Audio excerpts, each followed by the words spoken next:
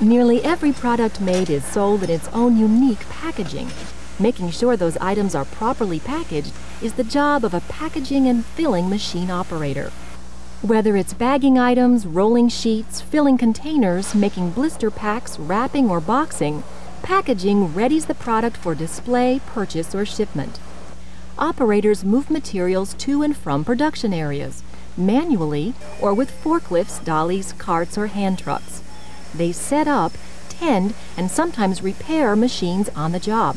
In some situations, operators feed and monitor automatic equipment.